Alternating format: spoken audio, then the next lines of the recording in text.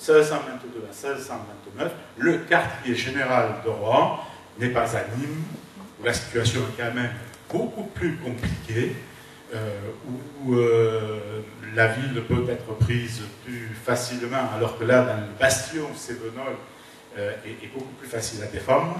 Et donc, voilà, on a imaginé que c'était Nîmes, mais sans preuve, je le répète, formelle, qu'il s'agissait de Nîmes. Alors là, le différent est au revers, on a après une étoile, une espèce d'étoile, je ne sais pas comment qualifier cette forme, qui est donc juste après le millésime. On voit là aussi que la frappe du 8 est quand même un peu singulière.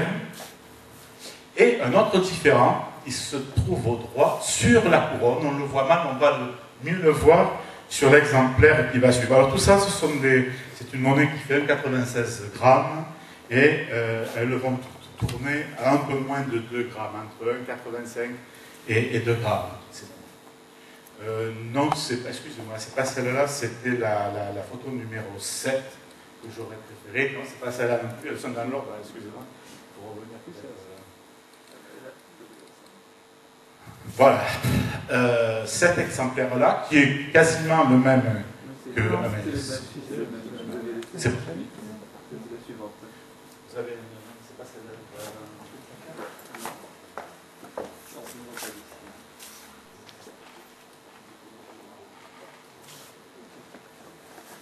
C'est l'exemplaire musée. Excusez-moi.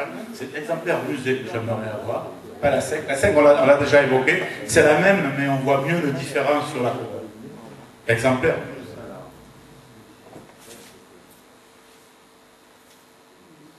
Voilà. Celle-ci. Non, celle-là. Celle-là. Oui. Voilà, celle-là. Donc, pratiquement la même que l'autre, on reconnaît la lettre d'atelier sous l'écu, mais le différent, alors je ne sais pas comment le définir, une fontaine, un gamin. C'est l'échiquier. Non, mais ils disent, moi je ne suis pas convaincu. Hein. Alors effectivement, ça ressemble, l'écu de Roquemort, qui est le roc d'échiquier, effectivement ressemble un peu à ça, c'est vrai, mais avec le différent après la date, alors toujours 1628, qui est la petite étoile. Voilà. Il existe des exemplaires aussi toujours de cette même période où on a la lettre d'atelier au-dessus de la couronne, au droit, mais au-dessus de la couronne. Alors, on ne va pas y revenir, c'est l'exemplaire numéro 7, il est tellement mauvais qu'il faut le voir avec la monnaie et une loupe, on ne le voit pas, c'est pas très intéressant. Donc je vais passer là-dessus. Voilà. La couronne, on a le N. Mais on le voit très très mal sur la photo. Mais comme c'est un peu moins courant, je vais garder quand même parce que c'est pas très courant. Mais donc voilà. Donc pour ces monnaies, titre de Nîmes, 1628-1622. Alors, j'avais prévu aussi, pour le plaisir des yeux, je m'excuse de revenir en plein arrière, il faudrait revenir sur le jeton de Montpellier. Il y avait un jeton quelque part. Peut-être au bout de Nîmes. Voilà.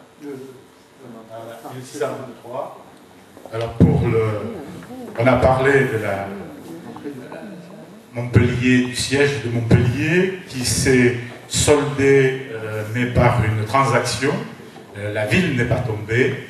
Néanmoins, donc en 1623, on a l'émission d'un jeton royal qui représente Louis XIII à cheval, avec les armures et les armes à la main, qui reçoit des mains des consuls de Montpellier des clés de la ville, donc avec la légende de Nice, Major, les armes à la Clémence, c'est en dehors des 12 heures, c'est parce qu'on était sur l'histoire Alors, maintenant, je vais essayer d'évoquer un certain nombre d'arguments en faveur d'un monnayage à Anduze, en répétant que Nîmes, c'est possible, mais que ce n'est pas certain. Il y a quelques éléments qui nous permettent non pas d'affirmer avec force qu'on a pu battre monnaie à Anduze, mais au moins dire que ça n'a pas été impossible. D'abord, on a une tradition orale et beaucoup d'historiens qui, notamment Philippe Joutard, était le patron de l'école pour ces historiens-là, qui attachent une importance importante à la tradition orale. Et dans le cas présent, on a vu, c'est un monnayage, une histoire de roi a énormément marqué le pays, et la tradition orale peut avoir quelques racines. Ensuite, la place d'Anduze est première dans le dispositif de Rohan. Elle est fondamentale, c'est là qu'il a son camp de base, comme j'ai dit. Ensuite, et les exemplaires que vous avez montrés sont meilleurs que le mien, donc on va montrer celui-là si on veut. C'est le numéro, non, c'est pas celui-là, c'est le numéro 5, excusez-moi. Le 6, numéro 6. Voilà. Il est un peu rapide, c'est dommage, les vôtres étaient bien meilleurs, où là, bon, on a toujours la lettre d'atelier à l'exergue, mais le différent est une tour.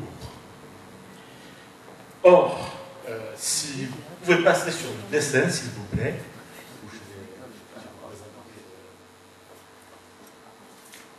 voilà ce dessin-là. Voilà.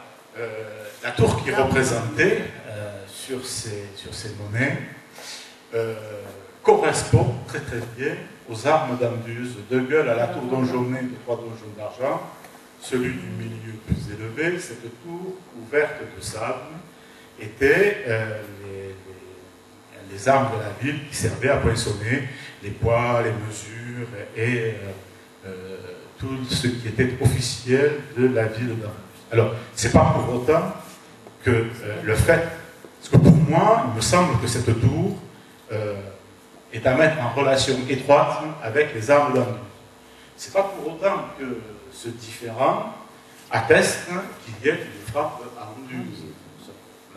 Le monnayeur a pu choisir la tour indépendamment de ça. Mais je trouve que c'est assez intéressant de constater ce fait.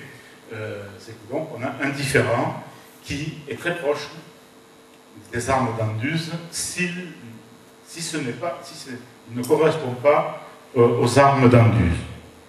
Et puis, le notariat d'Anduze fait apparaître entre 1614 et 1632 un Pierre Falquerolles qualifié de monnayeur à Anduze.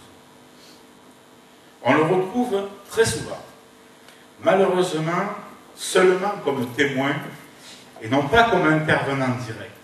Donc, on ne connaît que peu de choses de lui, son nom et sa qualité monnayeur à Anduze. Ce patronyme n'est pas du tout d'implantation locale. Il apparaît et disparaît à 20 ans. Il est présent 20 ans, là, à peu près, entre 1614 donc, et 1632. Et ce n'est pas un enracinement, il n'y a pas une famille installée là. Apparemment, c'est quelqu'un qui a été de passage à Anduze.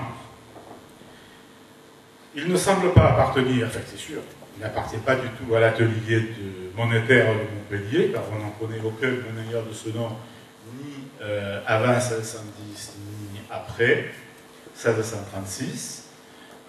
Voilà, c'est un fait. On a quelqu'un qui est qualifié dans les actes officiels de monnayeur, qui s'appelle Pierre Falquerolles. Que fait-il à Anduze?